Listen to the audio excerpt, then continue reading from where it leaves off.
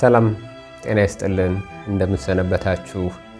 ይህ የዳረጎት ወጋችን ነው። በዳረጎት ወጋችን ባለፈው ሳምንት አስታውሱ ከሆነ ውጊያ የሚበዛበት የአፍሪካ ቀንድ ቀጠና እና አጠቃላይ የመልካ ፖለቲካው ወይም የጂኦ ፖለቲካው ሁኔታ ምን ይመስላል የሚለውን ጉዳይ አንስተን ውይይት ልናወጋ ልንጫወት ቀጠሮ ነበረን። ነገር ግን እኔ ተደራራቢ ጉዳዮች ስላጋጠሙኝ ጉዳዩን በጊዜና በሰዓቱ ማስኬድ አልቻልኩም። ለአንድ ሳምንት ያክል ዘግይተናል። በዛ በይፋ ይቅርታ እጠይቃለሁ። ፕሮግራሙን ከመጀመሪያ በፊት ሼር፣ ሰብስክራይብ፣ ላይክ በማድረግ ቻናሉን እንድታበረታቱ ተደራሽነቱን እንድታሰፉ ለሌሎች ቻናሉን ለማይከታተሉን ሰዎች የመከታተል እድል እንድታሰፉልን እንጠይቃለሁ። ይሄ ለእናንተ ወጪ አይጠይቅም። ላይክ ማድረግ፣ ሼር ማድረግና ሰብስክራይብ ማድረግ፣ ኮሜንት ማድረግ ለእናንተ ወጪ አይጠይቅም። ለእኔ ግን ተደራሽነቱን ስለሚያሰፋልኝ ፋይዳ አለው። እሱን በማድረግ ትብብር አድርጎ ዛሬ ውይይት እንድናደርግበት ወግ እንድናወጋበት እንድንጨዋወትበት የፈለግኩት ጉዳይ ባለፈው ቀጠሮ ይዘንለት የነበረው የአፍሪካ ቀንድ አጠቃላይ ቀጠናና በአካባቢው ውጊያ በርከት ያሉ ውጊያዎች ይኖራሉ። ቀደም ብሎ በሶማሊያ ውስጥ ረዝም ጊዜ የፈጀ የአልሸባብ ከፌደራል መንግስቱ ጋር የሚያደርገው ውጊያ አለ። ኢትዮጵያ ውስጥ ደግሞ ምናልባት ባለፉት 5 እና 6 ዓመታት ከትግራዩ ጦርነት ጀምሮ አሁንም በአማራ ክልል ለ2 ዓመት ያክል ያለፈው ጦርነት እንደቀጠለ ነው። በኦሮሚያ ክልልም ልዩ ልዩ ቦታዎች ከኦሮሞ ነጻነት ሰራዊት ከሚባለው ጋር መንግስት የሚያደርጋቸው ውጊያዎች አሉ። ስለዚህ እነዚህ አጠቃላይ በኢትዮጵያ ውስጥ ያሉ ውጊያዎች፣ በሶማሊያ ውስጥ ያለው ከአልሸባብ እና ፌደራል የሶማሊያ መንግስት የሚያደርጋቸው ውጊያዎች አሉ። በፖለቲካ ውጥረት ደረጃ ደግሞ በሶማሊያ ልዩ ልዩ ግዛቶች እና በዋናው በሶማሊያ ፌደራል መንግስት መካከል ያሉ ውጥረቶች አሉ። ወደ ሰሜን አቅጣጫ ስንወስደው ደግሞ የኢትዮጵያ ትልቋ ጎረቤት የምትባለው ሱዳን 2 ዓመት እየሞላት ነው በእርስ በርስ ጦርነት ውስጥ ከገባች። ስለዚህ እነዚህ አጠቃላይ በምስራቅ አፍሪካ ወይም በአፍሪካ ቀንድ ቀጠና እየተካሄዱ ያሉ ውጊያዎች፣ እየተካሄዱ ያሉ በትጥቅ ትግል የተደገፉ ጦርነቶች ሰፋ ያለውን አጠቃላይ የዓለምን እንቅስቃሴ በተለይም በምስራቅ አፍሪካ በአፍሪካ ቀንድና በቀይ ባህር ቀጠና ላይ ያለውን ሁኔታ በደንብ በተጽዕኖ ውስጥ ያስገቡታል። ከዚህ አንጻር ኢትዮጵያና ጎረቤቶቿ ብቻ ሳይሆኑ ሌሎች በዛ ቀጠና ውስጥ የንግድ እንቅስቃሴ የሚያከናውኑ፣ ምክንያቱም ከ20 በመቶ በላይ የሚሆነው የዓለማችን የንግድ መርከብ እንቅስቃሴ በቀይ ባህር በኮሪደር በኩል የሚያልፍ ነው። ስለዚህ የአካባቢው መተራመስ ወይም የአካባቢው የጸጥታ ደህንነት ስጋት ውስጥ መሆን የብዙ ዓለም አቀፍ ተዋናዮችን ትኩረት ይስባል፣ ይጋብዛል። በዚህ አንጻር በተለይ በቀጠናው በቅርብ ርቀት ያሉት የመካከለኛው ምስራቅ ላይ ያሉ ሀገራት ወይም የአረብ ባህረ ሰላጤ ውስጥ ያሉ ሀገራት እና ከፍ ሲልና ኢራንና ቱርክን ጭምር የሚጋብዘው የመልካ ፖለቲካ ወይም የጂኦ ፖለቲካ የኃይል አሰላለፍ አለ። ግብፅን፣ እስራኤልን፣ ኢራንና ቱርክን፣ ዩናይትድ አረብ ኤምሬቶች እና ሳውዲን በዋናነት በዚህ ቀጠና እናገኛለን። ሰፋ ስናደርገው እንግዲህ በቀጠናው ደግሞ በጣም በልዩ ሁኔታ ትኩረት አድርገው ከሚንቀሳቀሱት መካከል የአውሮፓ ሀገራት ይገኛሉ። አሜሪካ አለች፣ ሩሲያና ቻይናም ይኖራሉ በዚሁ ቀጠና። እነዚህ አጠቃላይ በኢትዮጵያና በኢትዮጵያ አጎራባች ሀገራት እየተካሄዱ ያሉ በግጭት በትጥቅ ትግል የታገዙ በመሳሪያ የተታገዙ ውጊያዎች አጠቃላይ ከኢትዮጵያ ብሔራዊ ጥቅም አንጻር ምን ማለት ናቸው? ማን ከማን ከየትኛው ታጣቂ ወይም ከየትኛው ውጊያ ሊያተርፍ ይችላል? እነማን ደግሞ ከኢትዮጵያ በተቃራኒ ሊቆሙ ይችላሉ? የሚሉትን መሰረታዊ ነገሮች እያነሳን ኢትዮጵያ በዚህ አንጻር ግጭቶቹን በደንብ በአግባቡ ለማስተዳደር የራሷ ውስጥ ያሉ ግጭቶችንም ይሁን ከውጭ ያሉ ግጭቶችን በምን አግባብ ብንይዛቸውና በምን አግባብ ቢፈቱ ነው የኢትዮጵያን ብሔራዊ ጥቅም በዘላቂታዊነት አደጋ ውስጥ ሳይጥሉ የሚቀጥሉት የሚለውን ነገር እናነሳለን። አብራችሁን ቆዩ።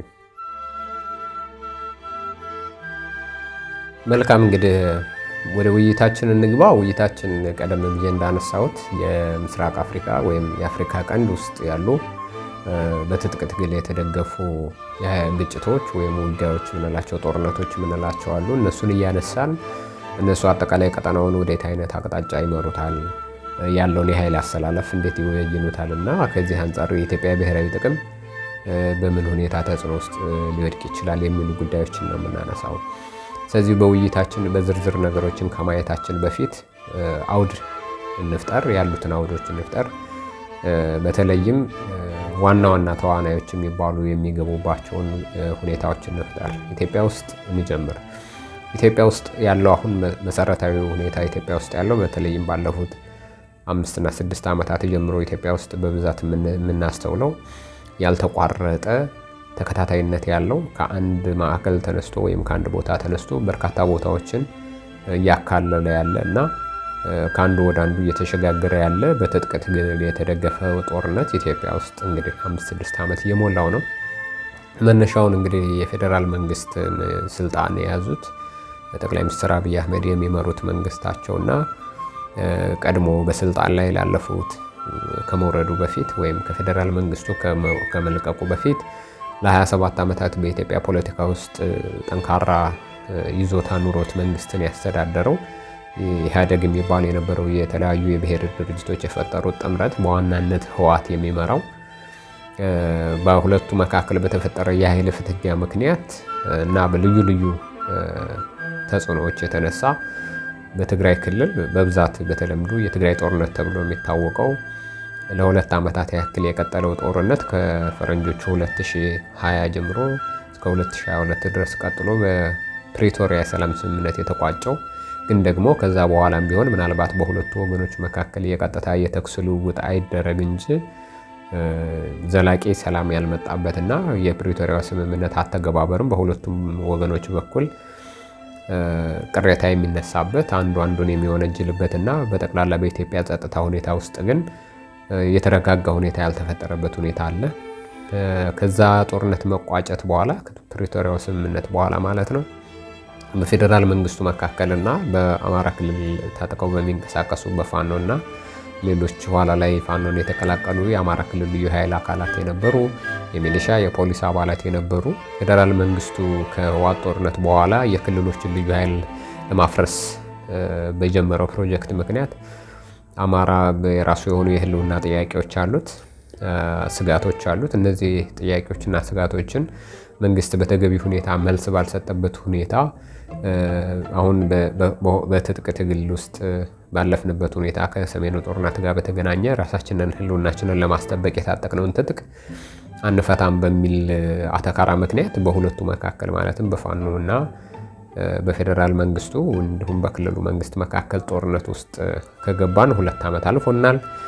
ስለዚህ ይሄ በክልሉ ውስጥ ብቻ ሳይሆን በአጠቃላይ በኢትዮጵያ የጸጥታና የሰላም የልማት ሁኔታ ላይ የኢትዮጵያ ደህንነትና መረጋጋት ሁኔታ ላይ ከፍተኛ ተጽዕኖ የፈጠረ ጦርነት አሁንም ድረስ የቀጠለ እንዳለ እናስታውሳለን።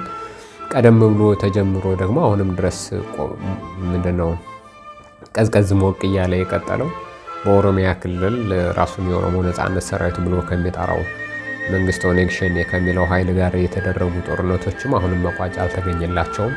ስለዚህ በኢትዮጵያ ውስጥ ያለው ነባራዊ ሁኔታ ከመቼውም ጊዜ በላይ የጸጥታ አደጋ ለ2-3 ዓመታት በላይ ፈታኝ ሁኔታ የሆነበትና እሱ ያልተቋጨበት ምናልባትም በፌዴራል መንግስት ደረጃ የሰላም ችግሩን የመፍታት የሰላም ቁርጠኝነት እንዲሁ በተለምዶ በሚዲያ እና በተለያዩ ህዝባዊ መድረኮች ቢገለጽም ግን ገፋ አድርጎ ችግሩን ከልብ ለመፍታት በዓለም አቀፍ ወይም ደግሞ በአህጉራዊ አደራዳሪ ኃይላት ባሉ ተቋማት በአፍሪካ ህብረትም ጭምር ሊሆን ይችላል ችግሩን ለመፍታት ጥረት ያልተደረገበት ሁኔታ ተፈጥሯል። ይሄ ደግሞ በይበልጥ በምስራቅ አፍሪካ ውስጥ ያለውን አጠቃላይ የኃይል ፍላጎት በብዙ ሁኔታ ሊለውጠው እንደሚችል አንዱ መረዳት የምንችለው ጉዳይ ነው።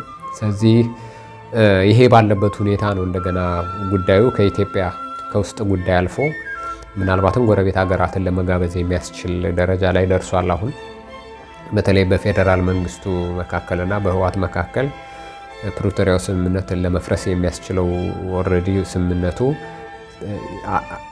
ዋጋ ቢስ ነው የሚያስችለው ሁኔታ ላይ ደርሷል። ውጥረቶቹ ከጊዜውም በላይ ጨምረዋል። የፌዴራል መንግስቱ ህወሓትን ከኤርትራ ጋር በማበር ከፋኖ ጋር በማበር የሚል ክስ ያቀርብበታል።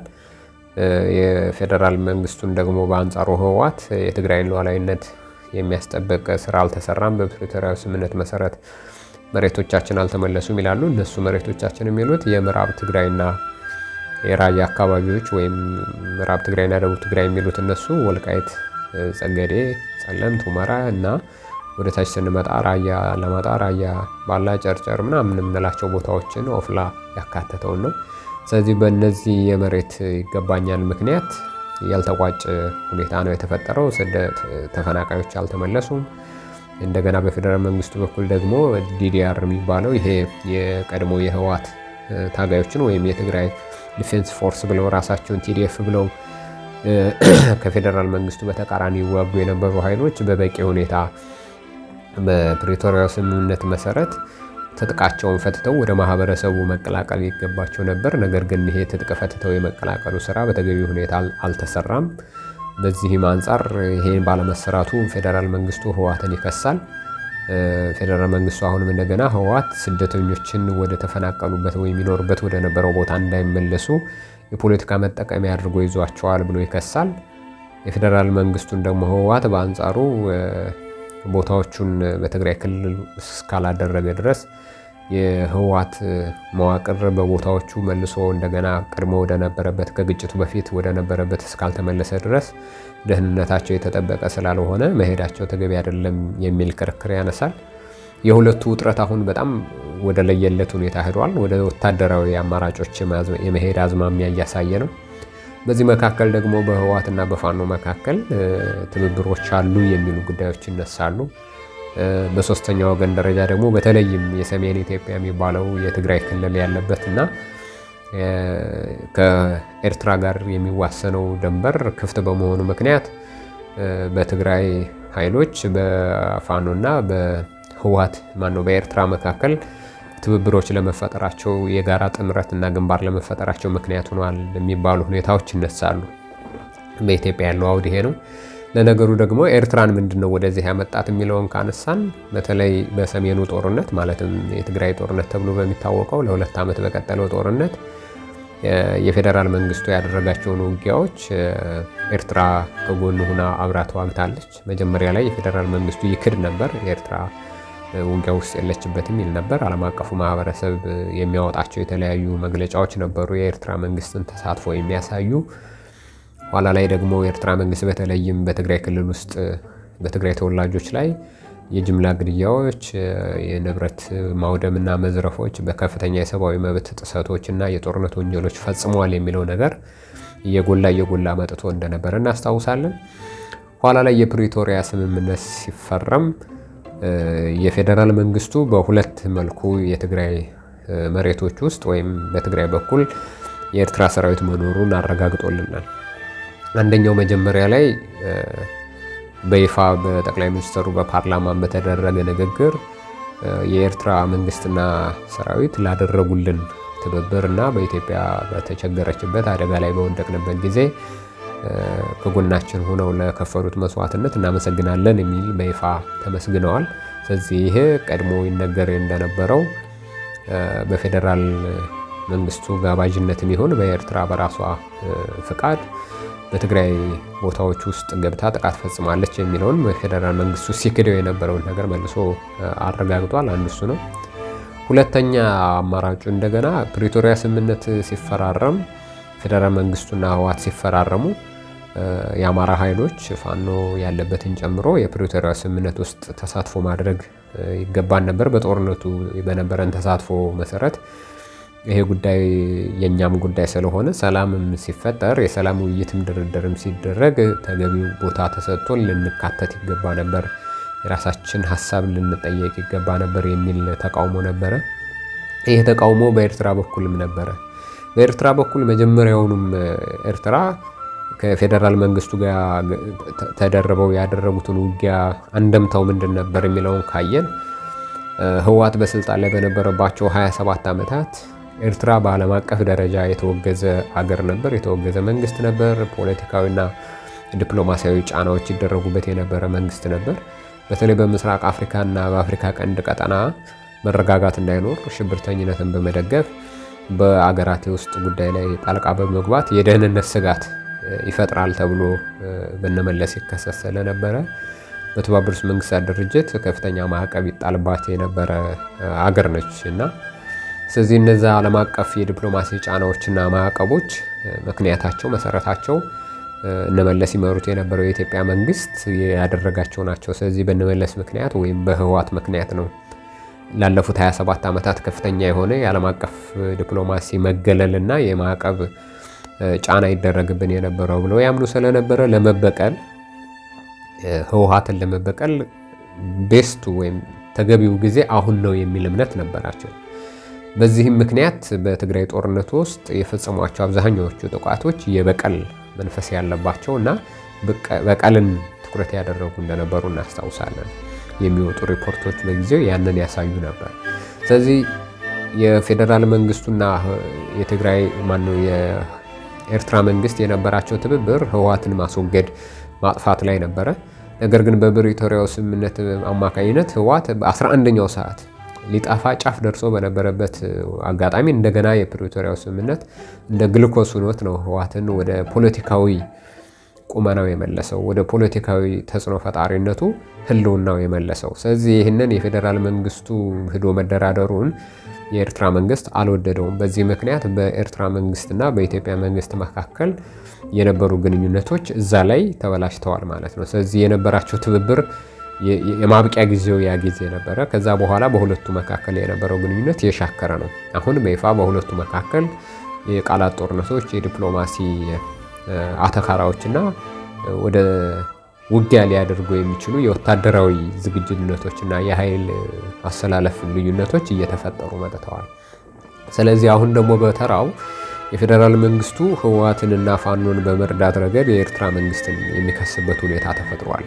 ስለዚህ ኤርትራ በአንድም በሌላም መንገድ በኢትዮጵያ የውስጥ ፖለቲካ ጉዳይ ላይ በውስጥ የጸጥታ ጉዳዮች ላይ አሁን ኦልሬዲ በሰፊ ዝግጅት በትግራይ በኩል ባለው እድል ምክንያት ገብታበታለች ማለት እንችላለን። ስለዚህ ኢትዮጵያ ውስጥ ያሉ ሁኔታዎች ይህንን አጠቃላይ አውድ ፈጥረዋል ማለት እንችላለን። እንደገና ሌላኛው በኢትዮጵያ ውስጥ ያሉ ሁኔታዎች በዚህ የማያልቁት ከኢትዮጵያ በተቃራኒ ያሉ ኃይሎች አሉ። በዋናነት 3 ኃይሎችን ማንሳት እንችላለን። ከሶማሌላንድ ጋር የኢትዮጵያ መንግስት የወደብ እድል ለማግኘት ወይም የባህር በር ለማግኘት የሜሞራንደም ኦፍ አንደርስታንዲንግ ወይም የመግባቢያ ስምምነት ተፈራርመው እንደነበር እናስታውሳለን።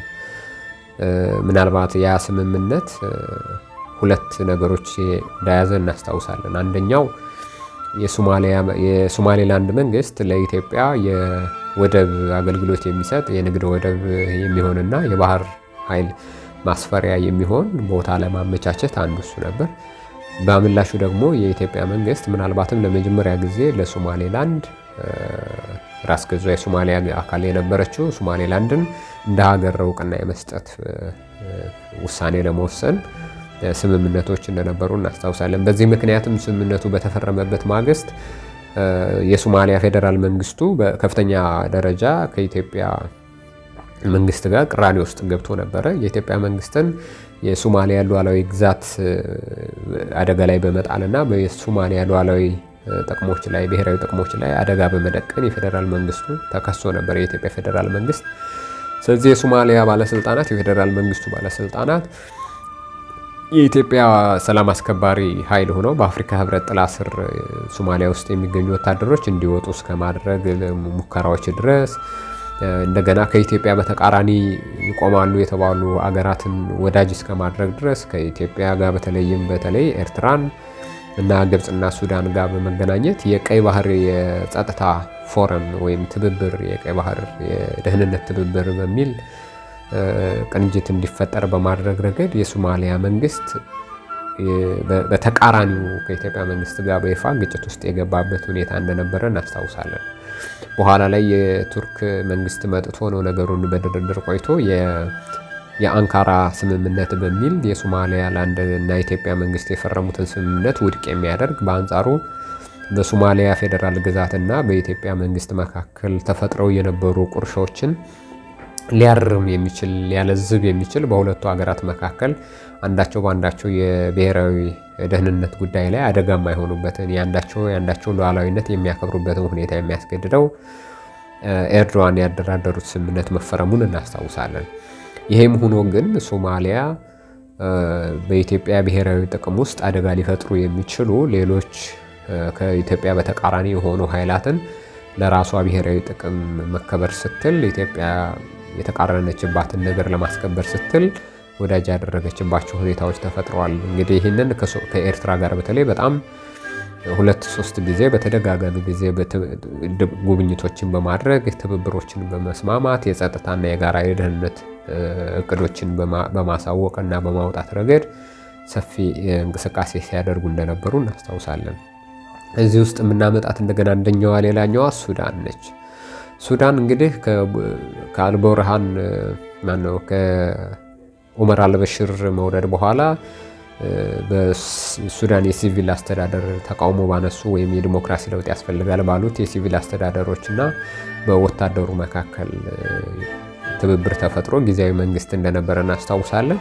በተለይ በወታደሩ መካከል 2 ግንባሮች አሉ። ጀነራል አልቡርሃን የሚመሩትኝ የሱዳን ዋናው ብሔራዊ ጦር የሚባለው ሳፍ አለ፣ ሱዳን አርሚ የሚባለው። እንደገና በአንጻሩ ደግሞ በመጀመሪያ በዳርፉር ጊዜ በአልበሽር ጊዜ የፈጥኖ ደራሽ ኃይል ተብሎ የተደራጀውና ቀጥታ ተጠሪነቱ ለሱዳኑ ፕሬዝዳንት የነበረው ግን በማስተዳደር ረገድ በሱዳን ጦር ስር ሳይሆን ለብቻው የእዝ ሰንሰለት የነበረው ጀነራል ዳጋሎም የሚመሩትኝ ወይም ሀሚዲቲ ተብሎ የሚታወቁት የሚመሩት የሱዳን ፈጥኖ ደራሽ ኃይል ወይም ደግሞ ራፒድ ሳፖርት ፎርስ የሚባል አለ።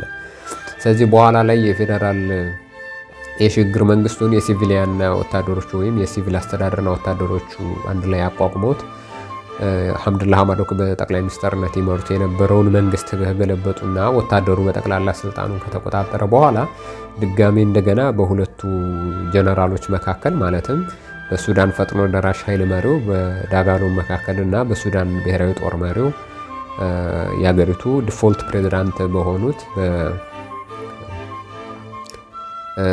አልቡርሃን መካከል በተፈጠሩ አለመግባባቶች ምክንያት ወደ ጦርነት ተገብቷል። ስለዚህ አሁን ሱዳን በሁለቱ ጀነራሎች እና በሁለቱ ጦሮች መካከል የምታካሄደው የእርስ በርስ ጦርነት 2 ዓመት እየሞላው ነው።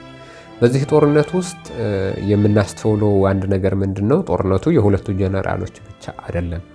ከሁለቱ ጀነራሎች ጀርባ በርካታ እጆች አሉበት። በግልጽ የሚታወቁም በሐሜት ደረጃ ያሉ ለምሳሌ በግልጽ የሚታወቁትን ብንወስድ በሱዳን ብሔራዊ ጦር ወይም የሀገሪቱ እንዲሁ ዲፎልት ፕሬዝዳንት የሆኑትኝ አልቡርሃን ጀነራል አልቡርሃን በሚመሩት የሀገሪቱ ብሔራዊ ጦርን በጀርባ ሆኖ በማገዝ እና በፊት ለፊት አንዳንድ ጊዜ በውጊያ እንቅስቃሴዎች ላይ በቀጥታ ተሳትፎ በማድረግ በአየር ኃይል ጥቃቶች ላይ በቀጥታ ተሳትፎ በማድረግ ረገድ ግብፅን እናገኛለን። በዓለም አቀፍ ዲፕሎማሲም ለፌዴራል መንግስቱ ወይም ለሱዳን ወታደራዊ ኃይል እውቅና በመስጠትና ለሱ በመወገን ረገድ ግብፅ በደንብ በጠንካራ ሁኔታ ትሳተፍበታለች። ከግብፅ በተጨማሪ የአልቡርሃንን ወገን በመደገፍ ረገድ ሳውዲ አረቢያ በዚህ ረገድ በደንብ በግልጽ ትሳተፋለች። እነ ቱርክም እነ ኢራንም ይመጣሉ በዚህ ውስጥ። በዋናነት ግን ግብፅን እንውሰድ። ስለዚህ ግብፅ እና ኤርትራ በግልጽ ሁኔታ የሱዳንን ብሔራዊ ጦር በመደገፍ በዳጋሎም ወይም በፈጥኖ ደራሽ ኃይሉ ላይ የሚደረገውን የተቀናጀ ጥቃት በመምራት ረገድ በግልጽ ተሳትፎ ያደርጋሉ። በአንጻሩ ደግሞ በፈጥኖ ደራሽ ኃይሉ በጀርባ በኩል ደግሞ ዩናይትድ አረብ ኤሚሬትስ እንዳለች በብዛት ይነገራል። አብዛኛዎቹ የዩናይትድ አረብ ኤሚሬትስ የወርቅ ግብይቶች ወርቅ የሚያወጡት ሱዳን ነው። የወርቅ ማዕድናቶቹ ያሉበትን ቦታ ተቆጣጥሮ የሚያስተዳድረው እና ደግሞ ጥበቃ የሚያደርግላቸው የጀነራል መሐመድ ሐምዳን ዳጋሎ የፈጥኖ ደራሽ ኃይሉ ነው። ስለዚህ የዩናይትድ አረብ ኤሚሬቶች ይህን የፈጥኖ ደራሽ ኃይል ደህንነቱን ትጥቅ በማስታጠቅ ድጋፍ በማድረግ ረገድ የጦር መሳሪያ ግብዓት በማቅረብ ረገድ በሱዳን ውስጥ ጉልህ ተጽዕኖ አሳድሮ ውጊያውን አሸንፎ ስርዓተ መንግስት እንዲይዝ ትፈልጋለች። በአንጻሩ ይሄ ራፒድ ሳፖርት ፎርስ ወይም ፈጥኖ ደራሽ ኃይሉ ይህንን የዩናይትድ አረብ ኤሚሬትስ የሚደረግለትን ድጋፍ የሚያገኘው በ3 አቅጣጫዎች ነው። አንዱ በኬንያ በኩል አድርጎ በደቡብ ሱዳን በቀጥታ የሚደርሰው ነው። ሁለተኛው በሶማሌላንድ በኩል አድርጎ በኢትዮጵያ በደቡብ ሱዳን ቀጥታ የሚሄደው ነው። በሶስተኛ እንደገና አሁንም በሶማሌላንድ በኩል አድርጎ በኢትዮጵያ ቀጥታ ደግሞ ፈጥኖ ደራሽ ኃይሉ በተቆጣጠረባቸው በተለይ በብሉ ናይል በሚባለው ከኢትዮጵያ ቤንሻንጉል ጉሙዝ ጋር በሚዋሰነው አካባቢ በኩል እንዲደርስ የማድረጉ ስራ ነው። ስለዚህ በቀጥታም ይሁን በተዘዋዋሪ በኩል ደቡብ ሱዳን፣ ኢትዮጵያና ኬንያ ዩናይትድ አረብ ኤምሬትስ ለፈጥኖ ደራሽ ኃይል የምታደርሳቸውን ድጋፎች የወታደራዊ ድጋፎች በማስተላለፍ ረገድ ለፈጥኖ ደራሽ ኃይሉ አመራሮችም ከለላ በመስጠት ቦታዎችን በመስጠት ረገድ በጣም በሶስቱ አገሮች ላይ ሱዳን ዋናዋ ሱዳን ማለትም አልቡርሃን እና እነ ግብጽ ያሉበት ወገን በተቃራኒ እንዲቆሙ ምክንያት ሆኗቸዋል። በአንጻሩ ባለፉት 2-3 ሳምንታት ውስጥ ሌላ አንድ አዲስ ክስተት የሆነው ሮይተርስ አውጥቶት የነበረው የምርመራ ዘገባ እንደሚያሳየው የሱዳን ፈጥኖ ደራሽ ኃይል የወታደራዊ ጣቢያና የድሮን ማስወንጨፊያ ጣቢያውን ኢትዮጵያ ውስጥ ቤንሻንጉል ጉሙዝ ክልል ላይ እንዳደረገ የሚያሳዩ በዛ በኩልም የዩናይትድ አረብ ኤምሬቶች እና የኢትዮጵያ መንግስት በጋራ ድጋፍ የሚያደርጉበትና ስልጠና ያመቻቹበት ሁኔታ መኖሩን መዘገቡ ይታወሳል። አሁን በቅርብ ደግሞ የሱዳን ፕሬዝዳንት አልቡርሃን በውጭ ጉዳይ ሚኒስተራቸው በኩል የሱዳን ጦር ማለት ነው ከኢትዮጵያ ቤንሻንጉል ጉሙዝ ተነስተው የተወነጨፉ ድሮኖች ወይም የተላኩ ድሮኖች በሱዳን ወታደር ላይ ጉዳት ማድረሳቸውን እና ይሄ ደግሞ የሱዳንን ሉዓላዊ ግዛት የበለጠ በይፋ በመጣስ ረገድ እና ለሱዳን ጦርነት ውስጥ እጇን በማስገባት ረገድ ኢትዮጵያን የከሰሱበትን ሁኔታ እናነሳለን። ይህንን ነገር ስናየው ኢትዮጵያ በሶማሊያ የውስጥ ጉዳይና በሱዳን የውስጥ ጉዳይ ውስጥ በመግባት ትከሰሳለች። በአንጻሩ ደግሞ ኢትዮጵያ ኤርትራንና ግብፅን፣ ሱዳንን ደግሞ በኢትዮጵያ ውስጥ ያሉ የትጥቅ ትግል የሚያደርጉ ድርጅቶችን በሌላ አባባል ኦነግ ሸኔን፣ ፋኖንና ህወሓትን በማገዝ ረገድ እነዚህ 3 ሀገሮች በኢትዮጵያ ውስጥ ጉዳይ ላይ ጣልቃ ገብተዋል ብሎ የኢትዮጵያ ፌዴራል መንግስት ይከሳል ማለት ነው። እነዚህን ሁኔታዎች ስናያቸው ቀጠናው እጅግ የተወሳሰበ የግጭት አዙሪት ውስጥ መግባቱን እንረዳለን። ይሄ የተወሳሰበ የግጭት አዙሪት ደግሞ እንደስከዛሬው በሚስጥር በድብቅ ሳይሆን በይፋ ስርዓት ለመለወጥ ነው። ዩናይትድ አረብ ኤምሬትስ እና ኢትዮጵያም ሌሎቹም ሱዳን ውስጥ ያላቸው ተሳትፎ ይሄ ዳጋሎ የሚመራው ፈጥኖ ደራሽ ኃይሉ የማሸነፍ እድሉን አስቶ ሱዳንን በሙሉ እንዲቆጣጠር እና በሱዳን ውስጥ የሚመሰረተው መንግስት ከነ ዩናይትድ አረብ ኤምሬት እና ኢትዮጵያ ፍላጎት ጋር የሚጣጣም አቋም ያለው መንግስት እንዲመጣ ከመፈለግ የመጣ ነው። እነ ግብፅና እነ ሳውዲ አረቢያ እና ኤርትራ ደግሞ የሱዳን ብሔራዊ ጦር የሚመሩትንና የሀገሪቱ ዲፎልት ፕሬዚዳንት የሆኑትን አልቡርሃንን የሚያግዙበት ምክንያት ዳጋሎም እንዲሸነፍ እንደገና በአንጻሩ አልቡርሃን ስልጣኑን እንዲያደላድልና እንዲያጸና፣ ይሄ ደግሞ ከግብፅና ከሳውዲ አረቢያ እንዲሁም ከኤርትራ ብሔራዊ ጥቅምና ከአካባቢው ካላቸው የመልካ ፖለቲካ ወይም የጂኦ ፖለቲካ ፍላጎት አንጻር የተጣጣመ አቋም እንዲኖረው ከመፈለግ የመጣ ነው። ስለዚህ እነዚህ ፕሮክሲ ዋሮች ምንላቸው ወይም የእጅ አዙር ጦርነቶች ምንላቸው አገራት በአንድም በሌላም መንገድ የራሳቸውን ብሔራዊ ጥቅም ለማሳካት በሱዳን ውስጥ በጉልህ ሲሳተፉ እናያለን።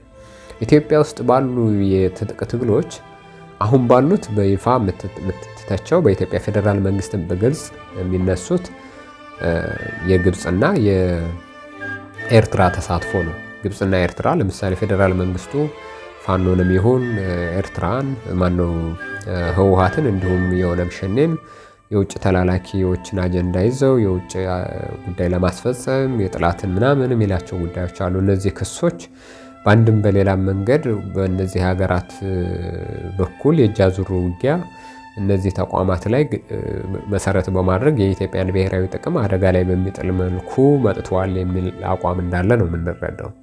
ግን ምንም ይባል ምንም ኢትዮጵያውን ምንድን ነው ማድረግ የሚገባት የሚለውን ነው መካድ የሌለበት ነገር። ለምሳሌ እነዚህ ሀገራት የራሳቸውን ብሔራዊ ጥቅም የሚያስከብር ነገር ኢትዮጵያ ውስጥ እንደሌለ ካመኑና የኢትዮጵያ መንግስት በአንድም በሌላም መንገድ ብሔራዊ ጥቅማችንን የሚነካ አቋም አለው ብለው እስካመኑ ድረስ በተቻላቸው መጠን ኢትዮጵያ ውስጥ ያለው ሁኔታ ለነሱ በሚመች መንገድ እንዲሄድ ይፈልጋሉ። ይሄ የትኛውም ሀገር የራሱን ብሔራዊ ጥቅም ሌላ ቦታ ላይ ባለ እንቅስቃሴ አደጋ ላይ ወድቋል ብሎ ካመነ ሊያደርገው የሚችለውና የሚደረግ ነገር ነው። ኢትዮጵያም የምታደርገው ነገር ነው። ስህተት አይደለም። ይሄ በራሱ ስህተት አይደለም የምንለው ምንድን ነው? ለምሳሌ ኤርትራ እና ሱዳን እንዲሁም ግብፅ በኢትዮጵያ ውስጥ ያሉ የትጥቅ ትግሎችን በመደገፍ የኢትዮጵያ ፌዴራል መንግስቱን በማዳከም መንግስትን የመለወጥ ስራ ሲሰሩ ወይም ሲያሴሩ በኢትዮጵያ ውስጥ የውክልና ጦርነት የማካሄድ እንቅስቃሴ ውስጥ ሲገቡ የመጀመሪያ የሚያሰሉት ነገር የራሳቸውን ብሔራዊ ጥቅም ነው። ስለዚህ ኢትዮጵያ ውስጥ ባለው አሁን በስርዓት ላይ ባለው በመንግስት በስልጣን ላይ ያለው መንግስት የእኛን ብሔራዊ ጥቅም አደጋ ላይ ጥሏል፣ ለብሔራዊ ጥቅማችን ጥሩ አቋም ያለው አይደለም ብለው እስካመኑ ድረስ በየትኛውም ሁኔታ ይሄንን አጋጣሚ ተጠቅመው በውስጥ ጉዳዮች ላይ ጣልቃ የማይገቡበት ምክንያት የለም። ስለዚህ ጣልቃ መግባታቸው ለኢትዮጵያ ከኢትዮጵያ አንጻር ስናየው ወንጀል ይሆናል፣ ብሔራዊ ጥቅማችንን አደጋ ላይ የሚጥል ይሆናል። ይህንን ደግሞ በትብብር ለሚያስፈጽሙት ሀገር ውስጥ ላሉት ታጣቂዎች ደግሞ ባንዳነት ምናምን የምንላቸው ነገሮች ሊመጡ ይችላሉ።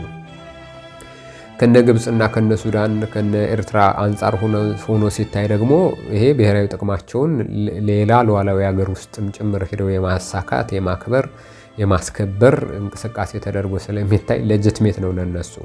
ልክ እኛ ከሶማሌላንድ ጋር የሚኖረን ግንኙነት ወይም ያደረግነው ግንኙነት ለኛ ብሔራዊ ጥቅምን ማሳካት ሊሆን ይችላል። ኢትዮጵያ ፍላጎቶቿን ለማሳካት የምትሄደው ርቀት ሊሆን ይችላል። ሱዳን ጋር ሄደን ዳጋሎምን ስንደግፍና በዳጋሎም ምክንያት ሌላኛውን የሱዳን ኃይል ለመውጋት ስንንቀሳቀስ ያኛው ኃይል ለኛ ብሔራዊ ጥቅም አደጋ የሚያመጣ ስለሆነ ለኛ ብሔራዊ ጥቅም የሚበጅ ሌላ አካል ወደ ስልጣን የሚመጣበትን መንገድ መደገፋችን ስለሆነ ከኛ አንጻር ብሔራዊ ጥቅማችንን እንደማሳካት ተደርጎ ነው የሚወሰደው። ከሌሎቹ ሀገር አንጻር ደግሞ እንደ ወንጀል እንደ ጥፋት ይወሰዳል። ይሄ ያለና የነበረ የተለመደ የሚኖርም ነው። በሀገራት መካከል ፕሮክሲ የተለመደና የሚኖር ነው። ግን እኛ ምንድን ነው ማድረግ ያለብን? ኢትዮጵያ ውስጥ አሁን በተለይም አሁን ኢትዮጵያ ውስጥ ያለው ሁኔታ በጥንቃቄ በደንብ መያዝ ያለበት ሁኔታ ነው። ኢትዮጵያ አሁን ከዛሬው በተለየ ሁኔታ አሁን የበለጠ ነገሮቹ እየከረሩ ሄደው በህዝቦች መካከል በብሔሮች መካከል ያለው ብሔራዊ የጋራ የአንድነት ስሜት እየላላ እየተሸረሸረ ሄዶ አሁን የሚያገባቡን ብሔራዊ የሆኑ ነገሮች የበለጠ የተመናመኑበት የተዳከሙበት ሁኔታ ላይ ነው ያለነው። እንዲህ አይነት ሁኔታ ውስጥ በምንሆንበት ሁኔታ በደንብ ጥንቃቄ ማድረግ ያስፈልጋል። አንድ እሱ ነው። ሁለተኛ እንደገና የኢትዮጵያ ፌዴራል መንግስት አሁን በይፋ በዚህ አንድ ዓመት ውስጥ በደንብ እየሄደበት ያለውና አሁንም በአቋም ደረጃ በብሔራዊ ደረጃ መሰረታዊ የፖሊሲ አቅጣጫ አድርጎ የወሰደው የባህር በር የማግኘት ጉዳይ ነው። በቦሌም ተባለ በባሌ ባህር በር ማግኘት አለብን የሚል አቋም ይዟል መንግስት። ይህንን በሚዲያ በደንብ ደጋግሞ ይነግረናል። በምክር ቤት በደንብ ደጋግሞ ይነግረናል። አሁን ደግሞ ምርጫ ክርክር አለ። በምርጫ ክርክር ከፓርቲዎች ጋር በሚኖር እንቅስቃሴ ውስጥ በደንብ በተደጋጋሚ ይነገረናል። እንደገና ከሀገራት ጋር በሚኖረው የዲፕሎማሲ ግንኙነት ውስጥ የኢትዮጵያ መንግስት ይሄንን ባገኘው አጋጣሚ ሁሉ እያተናገረ እያስረዳ ነው። ባለፈው እንግዲህ ሳውዲ አረቢያ ከፍተኛ ባለስልጣን ኢትዮጵያ ውስጥ መጥተው ነበር። የእስራኤል መጥተው ነበር። የፈረንሳይ መጥተው ነበር። የጣሊያን መጥተው ነበር። የጀርመን መጥተው ነበር። የቱርኩ ፕሬዝዳንት መጥተው ነበር። የአሜሪካ ባለስልጣናት መጥተው ነበር። የእንግሊዝ ባለስልጣናት መጥተው ነበር። በከፍተኛ ባለስልጣናት ደረጃ በአንድ 2-3 ወር ውስጥ በተከታታይ መጥተዋል። እነዚህ ሀገራት ጋር የኢትዮጵያ መንግስት ከፍተኛ ባለስልጣናት ጠቅላይ ሚኒስትሩን ጨምሮ ባነበሯቸው ውይይቶችና ንግግሮች ውስጥ የኢትዮጵያ የባህር በር የማግኘት ጉዳይ በጣም አጀንዳ ተደርጎ የቀረበ ጉዳይ ነው። እንዲህ አይነቱ የባህር በር የማግኘት አጀንዳ በኢትዮጵያ በተለይም ህወሓት ስልጣን ከያዘ በኋላ ኢትዮጵያ ወደብ አልባ ሆና ላንድ ሎክድ ሆና የመጣችና በጣም ብዙ ብሔራዊ ቁጭት የነበረበት አጀንዳ ስለሆነ እንዲህ አይነቱ አጀንዳ ህዝባዊ ድጋፍ ያስፈልገዋል።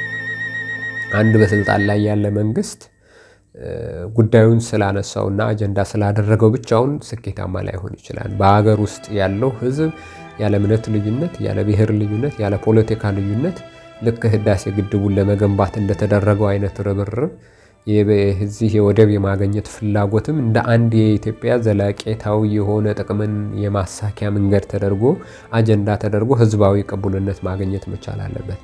ህዝባዊ ቅቡልነት አግኝቶ ለመምጣት ደግሞ እንዲህ አይነቱ ነገር ህዝቡ ቅራኔ ውስጥ የገባባቸውን ወይም ደግሞ ጥያቄ የሆኑትን ወይ ለግጭት ለጦርነት ምክንያት የሆኑትን ነገሮች ታጣቂ ቡድኖች በየቦታው በየብሔሩ ተነስተው ጫካ ለመግባት ምክንያት የሆኑባቸውን የፖለቲካ ጉዳዮች መፍታት ያስፈልጋል። እነዚህን የምንፈታው የፖለቲካ ጉዳዮችን ለምሳሌ አሁን ትጥቅ ትግል አድርገው ጫካ የገቡ ወገኖች ዝም ብለው በተራ ጉዳይ አይደለም። ትጥቅ ትግል ተደርጎ ጫካ ሲገባ ሁለት ነገር ነው ያለው። ሞት ይኖራል፣ መገደል አለ። እርምጃ በጦርነት ምክንያት በፌደራል መንግስቱ ኃይል እርምጃ ይወሰድብሃል፣ ትሞታለህ፣ ትገደላለህ። ሲቀናህ ደግሞ ትገላለህ፣ ትማረካለህ። ሰው ሞትን የሚያክል ነገር ለመሞትም ጭምር ተዘጋጅቶ ትጥቅ አንስቶ መሳሪያ አንስቶ ከገባ ምክንያት አለው ማለት ነው። ሞትን የሚያክል ነገር ለመጋፈጥ የሚያስችል ጠንካራ ምክንያት ሊኖር ይገባል። ያለምንም ጠንካራ ምክንያት ሰው ሞትን ምርጫ ሊያደርግ አይችልም። እስከ ሞት ድረስ ለሚዘልቅ ትግል ሊዳረግ አይችልም። ኢትዮጵያ ውስጥ ያሉ ጠንካራ ጉዳዮች ምንድን ናቸው?